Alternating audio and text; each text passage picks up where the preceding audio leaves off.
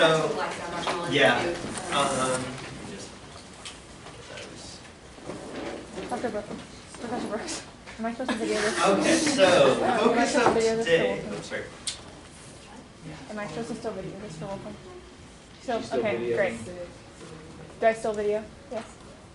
Wolfram. Oh. I was told to do the first one today. Okay, yeah. Oh, okay, sorry, continue. What's that? We have someone sick, so. Oh, okay, you're videoing me? Yeah, sorry.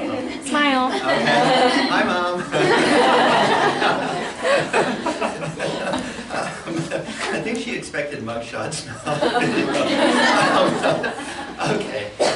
Anyway, so I'm Greg Mullen. I'm going to be talking to you mostly about the kind of cellular basis of a neoplasia today. So we're going to be covering a range of topics, everything from some of the genes that underlie neoplasia, some of the neoplastic process. So in other words, the process of a cell going from being a normally well-regulated cell to kind of going rogue. So we'll talk about some of the steps along the way. We will talk about aspects of things that impact this process. So for example, aspects of environmental exposure to carcinogens and other things that kind of contribute to that. Unfortunately for us, the genetics of this is actually, the part that you inherit from your parents is a relatively small part. Your exposure to environmental mutagens and other issues in life is actually usually the biggest contributor. We'll kind of focus on some of those. And then to kind of end things off, we'll talk about staging of cancer, which will be really important to you. And it's certainly a topic I've just been approached about asking or writing some exam questions, and so certainly classification will be really important for us. So just real quick, our objectives today, I won't kind of go into gory details. So we'll kind of summarize basically the cellular mechanisms by which malignant cells evade detection. It's going to be important. We're going to talk about basic types of cancer genes. So the big players here will be proto-oncogenes, which become oncogenes when they are mutated, tumor suppressor genes, genes that encourage angiogenesis, the development of blood vessels, and also DNA repair genes as well, actually. We'll talk a little bit about some examples. The example that I like to talk about is in terms of cancers is colon cancer, just because the molecular pathways have been so well described in terms of the stages of moving from hyperplasia to having a full-fledged metastatic tumor. We'll do a bit of nomenclature, although for the most part I will be sort of saying, here it is, learn it. Like I say, we'll end up on the staging here. So I always think of cancer really as cells gone rogue. So there's a lot of normal constraints on cells in terms of their divisions. Most of our cells are not actually dividing. Most of them have sort of terminally differentiated. They are under strict control in terms of division and cell regulation. And so cancer really is a disease of unregulated cell growth. Basically, they escape those normal control mechanisms and are able to strike out on their own and divide when they're not supposed to. And they're able to invade other tissues and cause disease in a number of different ways, some of them just through physical obstruction of pathways and things like that. In other cases, disrupting the function of an essential organ. Some of these processes, of course, are not going to lead to what we call malignant tumors. And we'll make this distinction between malignant tumors and benign tumors.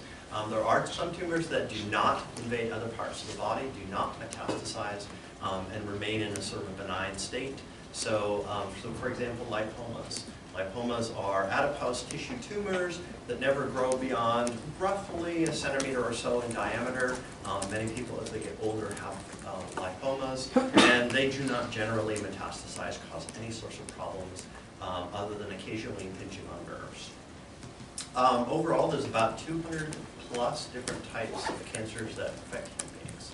So it's quite a range of tumors with different symptomologies, with different treatment plans, etc., and different underlying molecular pathways to get them there. So really, cancer is all about genetic changes. Now, as we're going to talk about a bit later on, most of those changes are sporadic in nature. In other words, you do not inherit them from your parents. So things like BRCA that you guys will have heard about is actually, it's a serious issue for those individuals that have it, but it's a low issue overall in terms of the population, just because not that many individuals actually inherit the mutant alleles of BRCA. Most of what we're concerned about is genetic changes that are occurred during one's lifespan. So as a result of errors in replication and dividing cells, exposure to environmental mutagens of various sorts, tobacco, ultraviolet radiation from the sun, nitrates in meats and things like that we eat. So tumors normally start off as a single cell, really, that has escape normal control mechanisms that regulate its growth. And then there are a series of steps along the way that kind of expand on its ability to escape these normal control mechanisms, as well as to avoid those sort of fail-safe mechanisms we'll talk about in a little bit, like apoptosis, which is programmed cell death, that would normally get rid of cells that are misbehaving. So they kind of start off as a single cell. They acquire additional mutations that allow them to additionally proliferate or escape surveillance or develop new blood vessels, the ability to metastasize and things like that, and they sort of expand along the way. The net result of this is that they become quite genetically heterogeneous by the time you examine them in a mature tumor, for example. So you start off with one cell that maybe had one or two events, and then you acquire additional events, and you acquire this sort of diversification genetically, partly because some of the genes that are involved in responding to DNA damage. And once you lose the function of those, mutation happens rapidly, and you end up with a lot of underlying genetic heterogeneity. As a little bit of a non sequitur, it may seem, thinking about tumors from a kind of Darwinian natural selective sort of perspective is actually fairly helpful, because they respond to selective pressures. Those that are capable of sort of growing best under those circumstances will survive at the expense of the others. That's true even with chemotherapeutic regimes. So if you have a few resistant cells as a result of all that genetic heterogeneity in there, then they start to survive, they start to become the predominant cell type. The main message here, though, is that you may start off with a single cell with a particular mutation, but by the time you end up with a full-fledged tumor, there's a lot of heterogeneity from a genetic perspective. And as a clinician, that makes your life hard, because many of the cells that are in there, because they have different characteristics, there's a good chance that at least some of them will be resistant to any particular chemotherapeutic regimen. Okay, so from a genetic perspective, we have kind of four sets of genes we're sort of worried about. So the first are proto-oncogenes. I like to think of these in terms of growth accelerants, or like an accelerator in a car. So these are genes, their normal biological role is to accelerate growth. They promote cell division. They promote advancing through the cell cycle, dividing, making more cells. Okay. We'll talk about dominance and recessiveness in a little bit, but one way to think about this is if you had two accelerators in a car. If you put one of those accelerators pressed into the floor, it wouldn't matter what the other accelerator was doing. So that's the nature of proto-oncogenes becoming mutated to oncogenes. Is you have a growth accelerator where it's pressed to the floor. Okay? You only need one copy to do that. So these are typically dominant mutations associated with these genes, and they are producing the effect of accelerating growth. You only need one copy to do that. Tumor suppressive genes are the opposite. They're kind of the brakes on the system. Okay? Their normal biological role is to slow down growth or to prevent excessive cell growth. They can even be things that are involved in kind of control mechanisms, keeping cells under control, essentially. So the brake analogy is good for them too. So you've got two brakes in the car. You've got your hand brake, your parking brake, and you've got your foot brake. As long as you have a brake, you can stop, right? So these are typically recessive mutations. Okay? As long as you have one functioning copy, you're okay. If you lose function of both copies, you are in trouble because you lose the ability to put brakes on cell growth.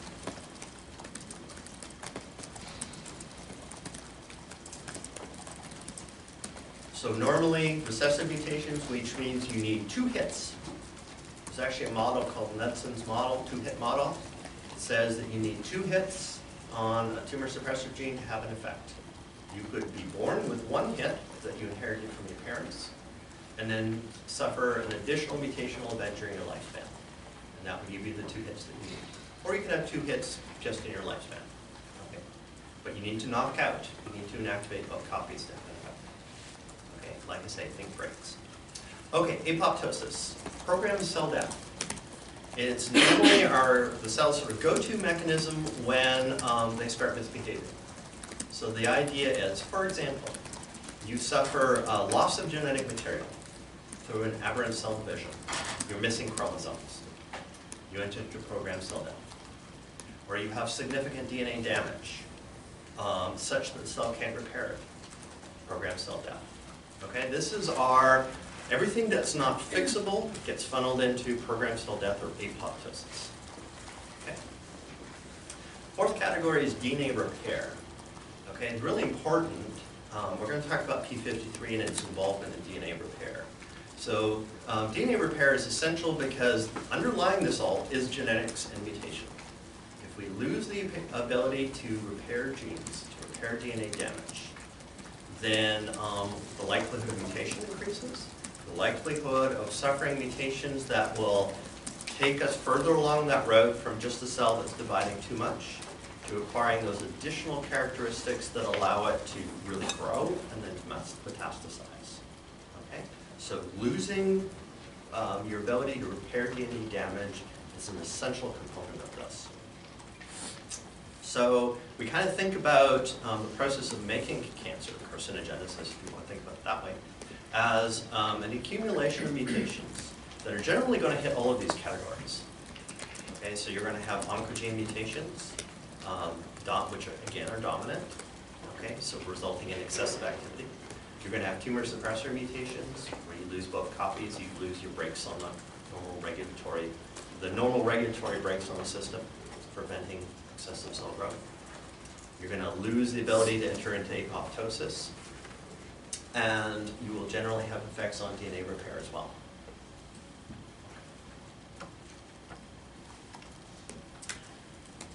Okay, so, one second, I'm going to come back to this in a second. Okay, so just a couple aspects here that are going to be important in terms of thinking physiologically what's happened to a cancer cell here. So the first is this idea of self-sufficiency. What this means is that most cells in our body are tightly constrained. They need positive signals to get them to divide in the first place.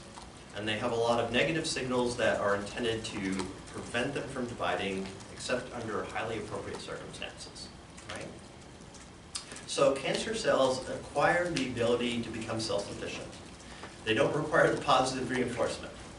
They no longer listen to those mechanisms that would suppress their growth. They become a sort of entity unto themselves. They don't require this external input to keep them either growing, and they're able to ignore the negative input that tells them to stop growing.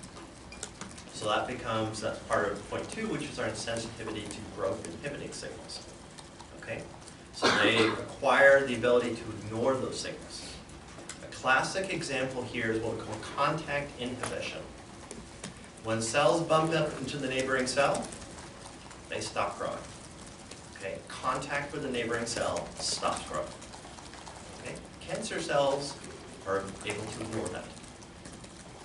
That's why they're able to invade into healthy tissues. They don't care that they're in contact with another cell.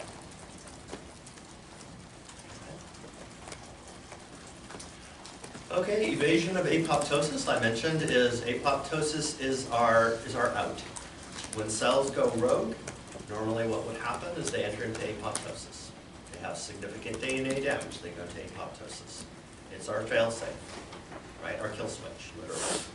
Okay, they're able to ignore that. Limitless replicative potential. Okay, cells get old. Okay, senescence in cells, we call it. Your average cell, if it's capable of dividing at all, has in it about 50 rounds of replication. Okay, and that's based on what we call telomere length. If you remember, we have telomeres out at the ends of our chromosomes. Telomeres get shorter every round of replication because most of our kind of differentiated mature cells do not have the enzyme called variously telomerase or telomerase, whichever one you like. Okay, so they don't repair their telomeres and they get shorter. And when their telomeres reach a certain length, which is usually after ballpark, say 50 divisions, then the cell goes, we've had a good innings. Senescence kicks in, the cell dies. Okay? Most cells, that's the case for. Cancer, on the other hand, has limitless replicative ability because they have telomerase. The telomeres never get shorter. Henrietta Lacks HeLa cells, okay, have telomerase. They never get old. I mean, goodness knows how many generations have elapsed since they were first isolated. They don't get old, no senescence. Okay, sustained angiogenesis, ability to prompt the growth of blood vessels. Okay, a tumor, to the very best of our knowledge, a tumor cannot actually grow beyond, say, roughly 0.5 millimeter in size without adequate blood vessel supply. That requires that they have the ability to stimulate the growth of blood vessels. Bless you. So if you can't stimulate blood vessels, you can't grow beyond a certain size as a tumor. Not only that, but if any of those cells break off and enter into the lymphatic system or enter into the blood vessels themselves and spread to new sites swim around the body, they cannot set up very effective new tumors. They cannot really form a dangerous tumor without the ability to prompt the growth of new blood vessels. Most cells, normal cells, lack that capability. Metastatic cancer cells have that ability. Okay, so I mentioned defects in DNA repair, so I won't kind of belabor that. But when we talk about P53, we'll kind of come back to that notion about being able to sort of ignore DNA damage. And so the cells mutate much more quickly. They acquire different mutations. Not only does that sort of help them down the road to becoming fully independent metastatic cancer cells, but it gives them those sorts of abilities, for example, to be able to promote the growth of blood vessels. And then the last one is they've got to be able to escape from immune detection themselves. Okay, our immune system, one of its biggest jobs is surveilling for abnormal cells. Okay, it's a little frightening to think about this, but especially as we get older, one of the biggest things it does every day is scavenge. I won't give you numbers because I'll be wrong on the numbers, but lots of cells every day that are expressing aberrant proteins on their cell surface get flagged by our immune system and get destroyed by phagocytosis or what have you. Okay? But cancer cells have developed the ability to kind of fly under the radar. Just as an aside, developmentally, if someone lacks a proper, healthy immune system, then one of the biggest sort of consequences of that is a propensity towards developing cancer.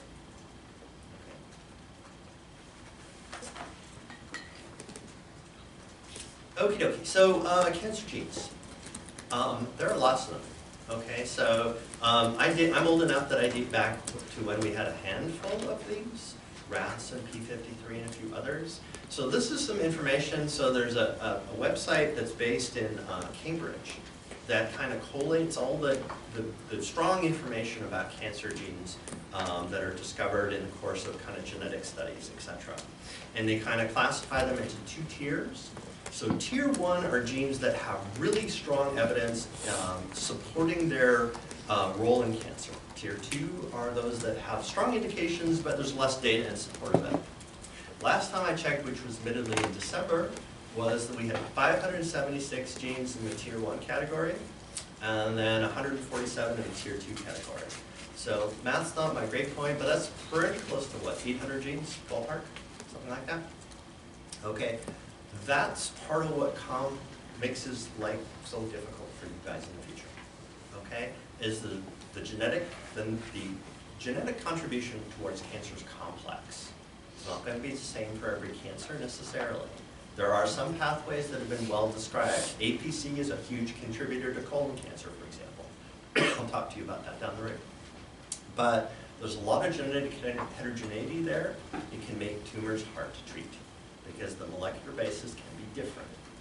Okay? Sometimes you'll have a tumor that just because it happens to be in one particular tissue has more in common from a molecular perspective to a breast cancer tumor, for example, than a colon cancer tumor. Okay? So there's a lot of heterogeneity, there's a lot of genes involved. Frankly, 5 years ago when I did this, a similar kind of thing to this sort of class, there was about 300. And so it just keeps growing and growing and growing, okay? Which I would make one other point here is that you'll hear about targeted therapies at some point, okay? Targeted therapies are a great idea, but we've got 800 targets, okay? So this makes this a very complicated problem. Okay, so I kind of did this already. I won't kind of belabor this too much, but let's just really quickly hit it again from the top. So proto-oncogenes, that's the normal version. So these are the growth accelerators. So the positive signals that induce cells to divide, to proliferate, okay? In the mutated form, we call these oncogenes. The normal scenario here is that these are dominant mutations. So for example, genes that are excessively active would be one scenario. Or genes that cannot, where the gene product, for example, cannot be inactivated through a normal mechanism. So dominant mutations, the accelerator and the growth. Tumor suppressor genes, like I said, the brake cell system. So they're normally promoting controlled, repressing cell division. Okay, so they're tamping down on the ability of cells to divide. If you lose the brakes, the cells start dividing excessively. And then our DNA repair genes in there. And there's a lot of, these categories cross over with each other. Okay, so P53 is a tumor suppressor gene.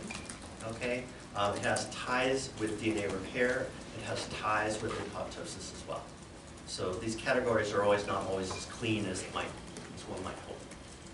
The other thing that I wanted to kind of quickly point out here is this distinction between somatic and germline mutations. So somatic mutations are in your non-reproductive cells. So you're not going to pass them along to your children, for example. Somatic mutations are actually the biggest contributor here.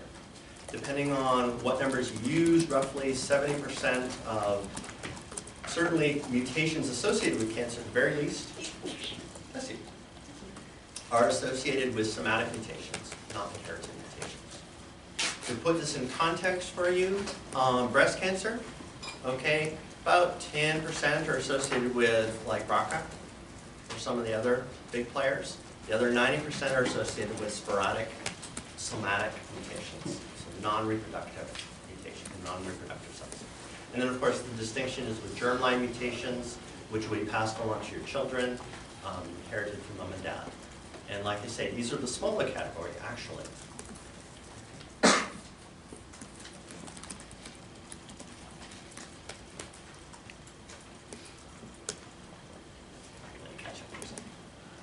I know you guys are used to drinking from a fire hose, as they say, but I'll try and have a little bit of pity on you. Okay. So just memorize this, kidding. Okay. I know it's kind of small. I just wanted to kind of point out a few things which I'll come back to. So the very top gene there is called APC. Okay. Unfortunately, there's a lot of things named APC. Anaphase promoting complex is one of them. That's not it. Okay. This is even better, adenomatosis polyposis coli.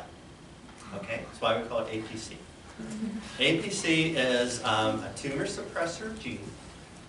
Its role is to control cell proliferation in the colon. We're going to come back to it.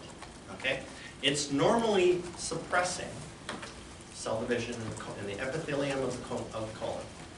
Okay. Its job is to keep that under wraps, keep it under control. Loss of APC is usually the first step on the journey to have a colon polyp and ultimately colon cancer. So it's a nice example of a tumor suppressor. Let's go with another one here. So RAS, somewhere fourth from the bottom. Okay. RAS does a bunch of different things. It's an important player in signal transduction pathways.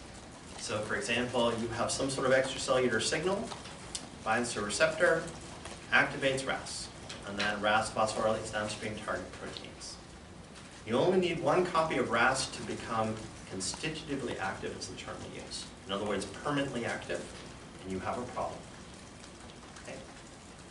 I could wax on for hours about how RAS can become constitutively active, but I think that would be a bit too much. XP, xeroderma I can never say it, xeroderma pigmentosum, XP, okay, is a DNA repair gene. These became kind of came to our attention from a medical and scientific perspective as genes that were affected in individuals that were hypersensitive to sunlight. Okay, so they had a really high incidence, 1,000-fold higher incidence of skin cancer. These are examples of DNA repair genes. Okay, you'll see XP, there's a whole bunch of XP genes. Okay, because there's a bunch of genes that can cause that syndrome. Okay, so those are just a couple examples there. I'll point out BRCA1 and BRCA2 just because everyone will have heard of them. They're tumor suppressors as well. They are also involved in, one of them is involved in cell cycle control, one may be involved in DNA repair. Just as an aside, they're also involved in ovarian cancer as well. And so for even people that have preventative mastectomies, you cannot completely ignore symptoms for other cancers as well, because there's several tissues that they're involved in. But those are just some examples there.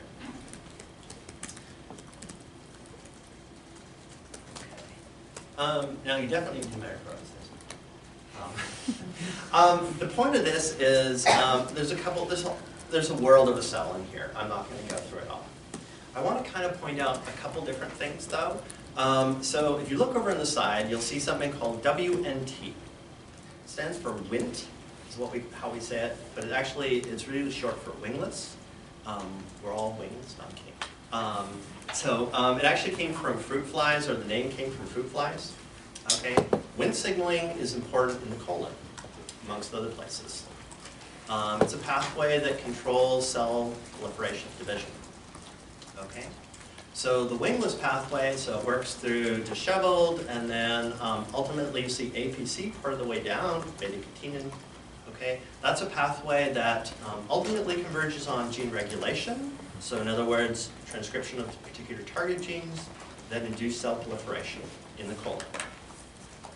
Okay, so the Wnt-dependent, APC-dependent pathway is a pathway that controls through regulating expression of certain genes, cell division.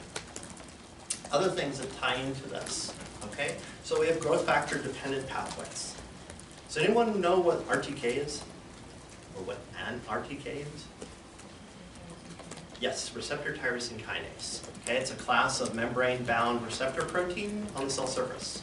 Growth factors impinge on this type of receptor. Okay, so you have growth factors. This would be a pathway that would stimulate growth. When we say growth, we're usually not talking about cells getting bigger, we're talking about cells dividing. Okay, so this would be a stimulatory pathway which would prompt cells to divide. If you notice partway down underneath there's little rats. Okay, it's one of the effectors that carry out some of those growth factor-dependent pathways. Like I said, I don't want to kind of talk about every aspect of here, but there's also, something here, death factors. Okay, the death factors, if you want to think about it this way, so we have these apoptosis-inducing pathways. Okay, this would be, there's a bunch of pathways, TNF, beta and others, alpha and beta, that kind of converge through this pathway, prompting cell death. So really the point of this is just, more than anything, to show you the complexity underlying cancer from the perspective of signaling pathways. This is honestly just the smallest piece of the puzzle in terms of what this actually would look like if you were to consider all 800 roughly cancer-causing genes. So the thing to recognize here, when you're dealing with cancer, is you're dealing with something with an incredibly complex physiological basis, an underlying molecular basis. Okay? Which is why that many of the tools that we use to deal with it, frankly, are really blunt. And all we're really doing is trying to kill the cancer faster than we're killing the patient. Because all we can often do is target rapidly dividing cells.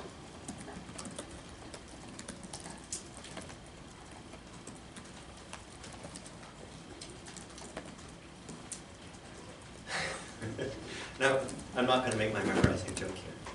Okay.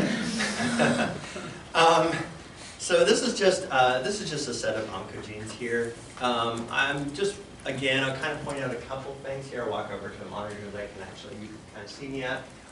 So these are just a subset of the proto-oncogenes, or in their mutated form, oncogenes. Just kind of highlighting the different processes that they're involved in. So there's TGF alpha up at the top, various growth factors, EGF receptors, and things like that. Some things that you will sort of recognize from what I've been talking about is if you look partway down, proteins involved in signal transduction, so KRAS, HRAS, and NRAS. Those are actually our 3 human RAS genes. So we have 3 of them, okay? Which means, unfortunately, that's not always a good thing, because it gives 3 targets for mutation. Okay, so we have our KRAS genes there. Something that I don't get to talk about very much today just because of time constraints, cyclin-dependent kinases. There's a whole world of regulation of the cell cycle up there. CDKs, or cyclin-dependent kinases, are basically what control the cell cycle advancing, and these are targets that can become mutated in cancers as well. Okay, so I won't kind of belabor that, but just to kind of give you a sense of the complexity that's out there. And again, draw your attention to a couple of things that we'll come back to. Okay, so how did we get to genes in the first place? Well, the answer is that slowly. We got to cancer genes in many cases through noticing a connection between cancers and chromosomal abnormalities, what I would call loosely chromosomal mutations, things that are rearrangements of some sort. So for example, translocation. We'll talk about this in a little more detail, where you essentially take one part of one chromosome and stick it onto another chromosome. Okay, so you've literally broken a chromosome, taken that genetic material, and attached it to another chromosome. Sometimes there's kind of a mutual swapping events, sometimes which we call reciprocal translocation. In other cases, you just take a piece of one chromosome and in a non-reciprocal fashion move it up to another chromosome. So, our journey to actually identifying cancer genes started with chromosomal abnormalities. So the Philadelphia chromosome was the first to be identified. Okay? It's associated with a type of cancer called CML, chronic myeloid leukemia. Okay? It is one of the few cancers for which there is essentially one cause. Okay? Everything will boil down to, even if the nature of the rearrangement is a little bit different, it all boils down to the same underlying molecular cause. It's the only one-shot cancer that I can think of off the top of my head. Okay, so basically some investigators were looking cytologically at cells from patients with CML. And what they noticed was they had abnormal chromosomes. And they called the little chromosome that they made the Philadelphia chromosome. Let me pop what's here. So basically, we have chromosome 9, we have chromosome 22, and we take the ends and we kind of swap them, okay? And as you can imagine, when you break chromosomes, there are lots of consequences. One of those lots of consequences is that you can sometimes fuse genes together, make a fusion or hybrid gene. So that's exactly what happens here. So BCR and ABL are 2 different genes, normally on different chromosomes. As a result of this type of rearrangement of chromosomes, a fusion gene is made that has BCR hooked up to ABL to make a new gene. Okay? It becomes, basically it's a kinase that can't ever be turned off. So kinases, okay, what's a kinase?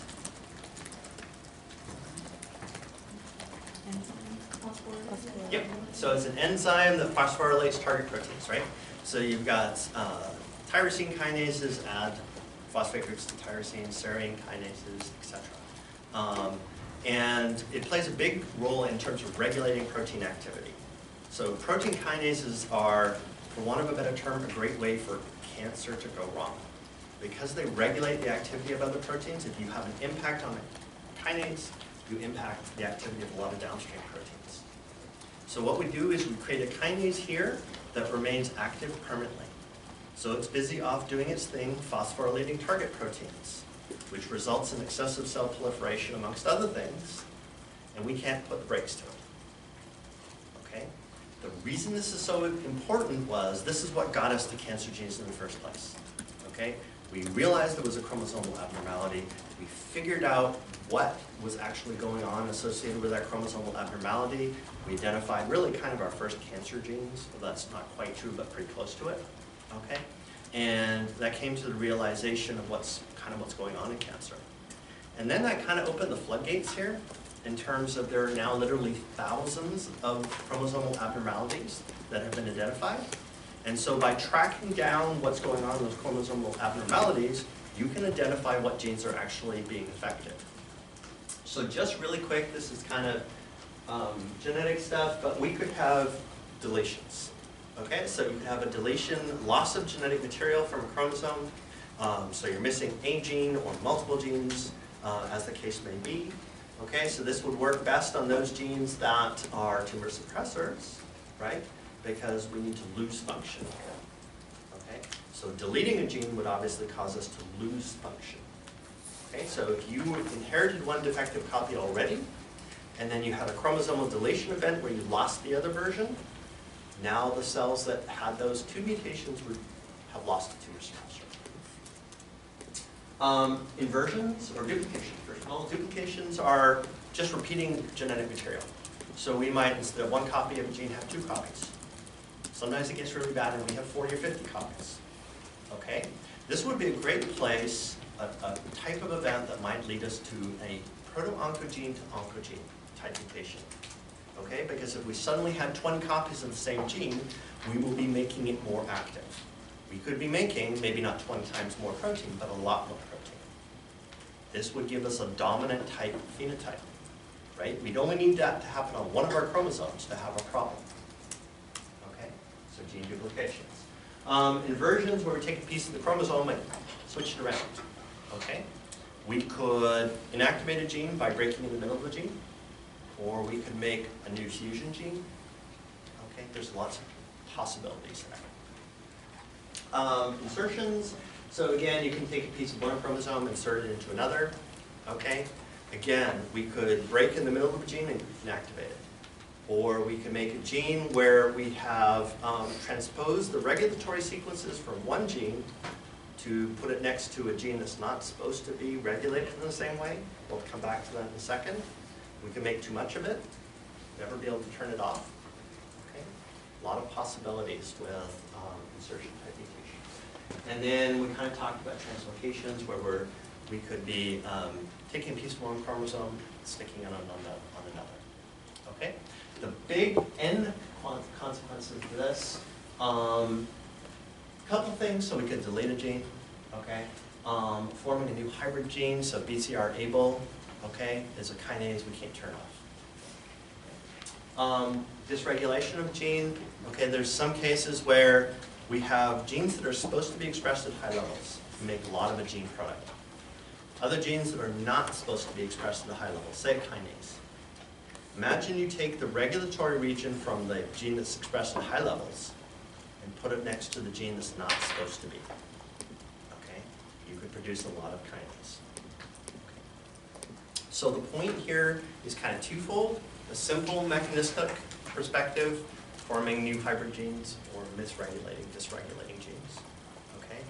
But the bigger picture here is through analyzing these thousands of chromosomal mutations, we were able to identify the actual genes that are involved.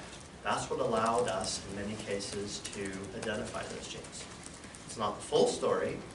Nowadays, we can take tumor cells, and because sequencing is so easy for us nowadays, we can sequence the genome from a tumor cell and ask what genes are mutated. It could be a simple point mutation, just a single nucleotide change. We can figure that out quickly. And so we've been able to move beyond just requiring those things that have chromosomal abnormalities to identifying all the mutations in the cancer cell. Okay, any questions about where we're at now? What was the time frame for the discovery of this? I think it was, I'm going to get the date wrong, I think it was 54, but please don't quote me on that. Relatively, not that far back in terms of my perspective on things, but probably much further back for you guys. But that was kind of the general time frame. Anything else? Why am I here? Where did they get this guy? It was a slow day.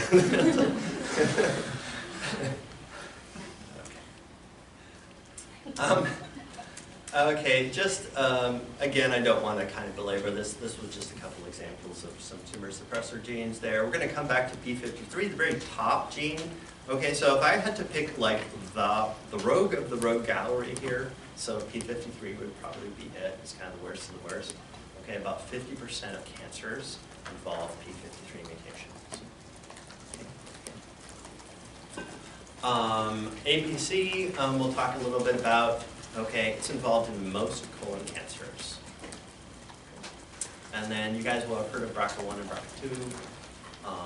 And those are your major players in terms of familial breast cancers. In other words, those that are inherited from your parents. So I don't want to belabor that, but I'll just... Okay, so we are going to spend a bit of time today talking about colon cancer. And so I just wanted to talk about it just very briefly. I mean, it would be multiple lectures in and of itself in terms of how one would, all the diagnostic possibilities, the new kits they have like Cologuard and things that we have starting to come up with better options than just colonoscopy, things like that. But I wanted to kind of point out just from a kind of, imagine one's done a colonoscopy, which become routine normally when you turn 50. Every 5 years or whatever the case may be. What you're kind of looking at from a kind of cell development perspective. So colon cancer is a nice example to talk about simply because it invariably starts with a polyp. Okay, so cancer in the colon is a mucosal disease. It's associated with the epithelium. The epithelium of your digestive tract is turning over every day. You're sloughing off those outermost cells. You are regenerating those cells on a daily basis. So this is cells and tissue that is very actively dividing in the first place. Cancer starts invariably in the colon with the development of a polyp. If you can detect a polyp, you can prevent the cancer. Okay, this is one of those cases where surveillance and removal of polyps, precancerous polyps, is preventative. Prevent cancer. So to just give you a sense of what we might be looking at if you were undertaking a colonoscopy or whatever. So the upper left there we have a simple cancer polyp. So this is just a hyperblastic clump of cells. We'll talk about mechanistically how we get to that point in a little bit. But it just looks like a little, almost like a little pimple, a little bump, a little raised bump. Okay. At this point, honestly, many physicians would decide to, we're just going to monitor. We'll do more frequent colonoscopies, and we'll keep an eye on it. Okay. The next one over, okay, we've kind of moved a little further down. That's an adenoma. Okay. So it's adeno, and we'll talk about the nomenclature for kind of secretory mucosal cells. And then oma, it generally applies to neoplastic cells, little lipomas, and there are others that are not neoplastic, or not, certainly not malignant. These can actually get quite elaborate. So you can have ones that have long, sort of long tubular structures, look like, I mean, they can be quite extensive in size. At this point, we're kind of talking about precancerous polyps. This will get removed. Okay? And like I said, that's really, that particular one's not nearly as pronounced and elaborate as some that I've seen. And then we have full-fledged. So this is an adenocarcinoma. Okay, it's derived from the sort of secretory epithelial cells, and it's a carcinoma because it's derived basically from epithelial cells. Okay, and you have a large mass. It's probably associated with some degree of bowel obstruction. Could be associated with occult bleeding and things like that. So from kind of the perspective of what you would see as a clinician, this will be kind of the sequence of events. Like I say, the first one we would keep an eye on. The second one we remove. The third one we're going in aggressively. We'll talk about staging and stuff in a bit. Okay. Before we get there, though, I want to talk about one big player, and then we'll talk about the route to getting there. Okay. So P53, to use my Guardian of the Galaxy type on here. I mean, originally it wasn't mine. I can't take credit for it, but it's really your biggest player. Okay, there are other big players. RAS is a big player. APC is a big player. There are others, but this is the most prevalent or most commonly mutated cancer gene. About 50% of cancers. Okay, so the gene itself is called TP53. The protein is called P53.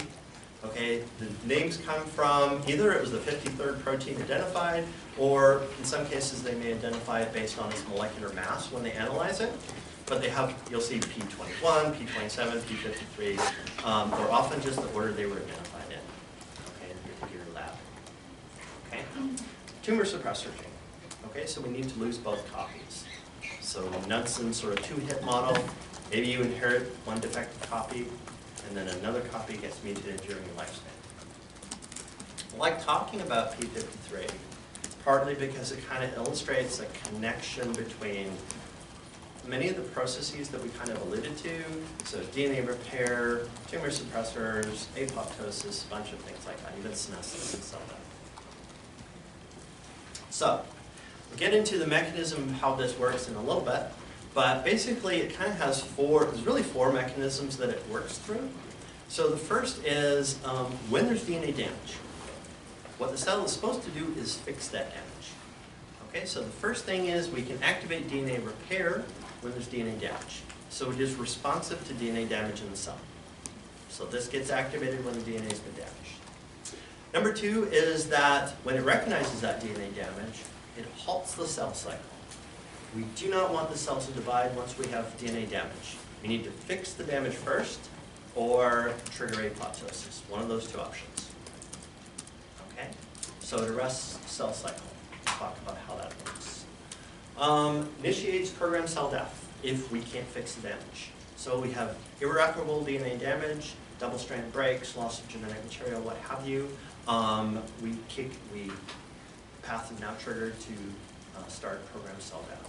There's a whole genetic pathway involving caspases and things like that carry out that. It's also involved in the senescence response. So if your telomeres get shorter with each round of cell division, and you only have 50 in you for an average cell, okay, the cell eventually kicks in the senescence program. That cell will eventually die. Okay. If this gene is not functioning properly, senescence doesn't happen. Okay, the cells don't get old. Okay, Henrietta Lacks cells keep going.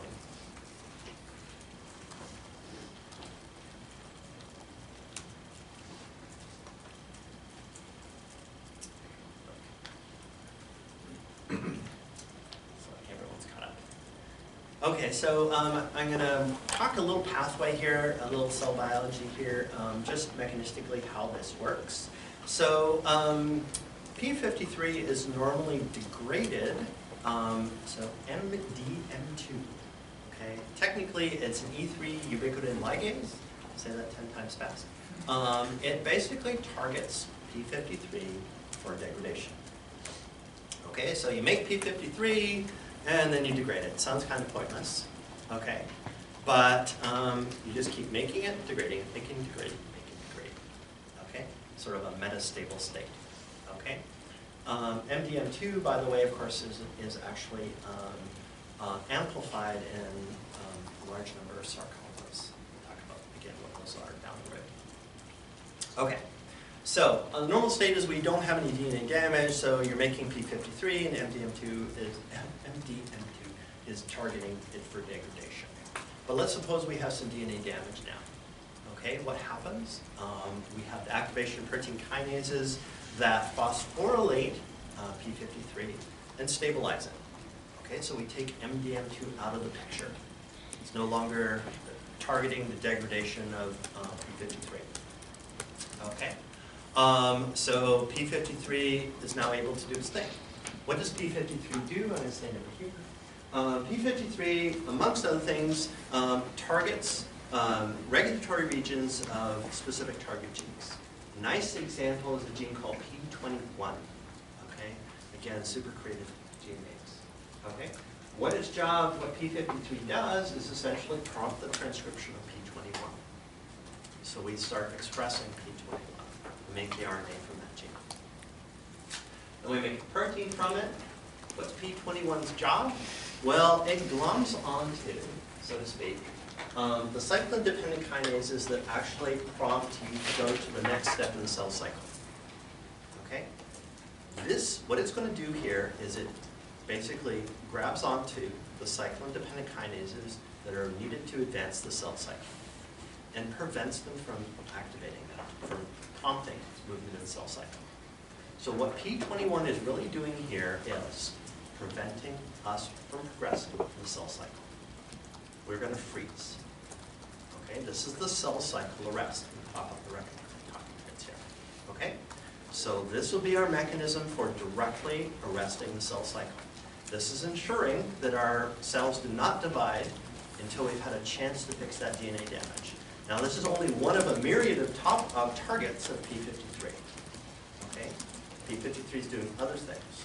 But this is at least how we actually stop the cell cycle from progressing so that we do not allow one cell with damaged DNA to become two, okay, which may become mutations at that point. And this has implications for us in a number of different ways. So first of all, actually, take a step back. So this was how we induce our cell cycle arrest. If we could not fix things at that point, then P53 would also help us activate apoptosis, the programmed cell death. So we kill our cell off if we can't fix the damage.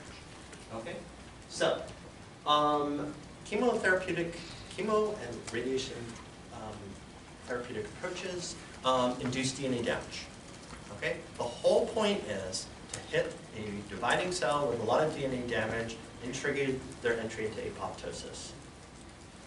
This is not going to work so well if P53 is not working.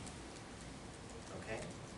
The whole point of things like a lot of the DNA, like the alkylating agents, for example, cisplatins and other things like that, things that damage DNA, the whole point, damaged DNA, let's trigger apoptosis. We are not going to effectively trigger apoptosis if P53 is not there. So depending on what's happened at the molecular level, some tumors are responsive to radiation and chemotherapy, some are not. Okay? This is why knowing what is going on at the molecular level can be such an important tool for us. Okay, so things like testicular cancer, acute lymphoblastic leukemia, others are responsive. Okay, colon cancer, you wouldn't want to use radiation on it anyway. Okay, you would not, because you would kill off those cells that are too sensitive anyway. The healthy cells are, but they would respond. They respond less favorably to DNA damaging agents and radiation